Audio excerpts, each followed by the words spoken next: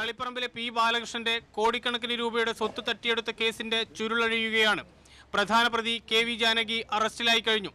തട്ടിപ്പിന്റെ സൂത്രധാരിയായ advocate K V ശൈലജയുടെ സഹോദരിയാണ് ജാനകി. രാവിലെ ഇവർ സഹോദരനോടൊപ്പം പയ്യന്നൂർ പോലീസിൽ കീഴടങ്ങുകയായിരുന്നു. തലശ്ശേരി ഡിവൈഎസ്പിയുടെ നിർദ്ദേശപ്രകാരമാണ് കീഴടങ്ങിയത്. കഴിഞ്ഞ ദിവസം പോലീസ് ഇവരുടെ വിശദമായ മൊഴിയെടുത്തു. മരണപ്പെട്ട ബാലകൃഷ്ണൻ എന്നയാളുടെ പേരിലുള്ള ഭൂമി 6 ഏക്കറോളം വരുന്ന ഭൂമി പെരിയാരം പോലീസ് സ്റ്റേഷൻ പരിധിയിൽ ഈ പറഞ്ഞ പ്രതി എന്ന് പറയുന്ന ആളുകളുടെ പേരിലേക്ക് രജിസ്ട്രേഷൻ നടക്കുകയുണ്ടായി. ഈ ആക്ഷൻ കമ്മിറ്റി ഭാരവാഹികൾ പറഞ്ഞ അതിൻ്റെ അടിസ്ഥാനത്തിൽ നടത്തിയ അന്വേഷണത്തിൽ ബാലകൃഷ്ണൻ നായർ വിവാഹിതനല്ല എന്ന് ബോധ്യപ്പെട്ടിട്ടുണ്ടായിരുന്നു. ജാനകിയെ ബാലകൃഷ്ണൻ നായർ വിവാഹം ചെയ്തുവെന്ന വ്യാജരേഖയുണ്ടാക്കിയാണ് തട്ടിപ്പുകൾ തുടങ്ങിയത്. കർണാടക കാർക്കലയിലെ ശ്രീധരന്റെ ഭാര്യയായിരിക്കെയാണ് ബാലകൃഷ്ണനെ വിവാഹം ചെയ്തുവെന്ന രേഖയുണ്ടാക്കിയത്. ഇതുപയോഗിച്ച് ബാലകൃഷ്ണന്റെ സ്വത്തുക്കളും ബാങ്ക് ബാലൻസും പെൻഷനും തട്ടിയെടുക്കുകയായിരുന്നു.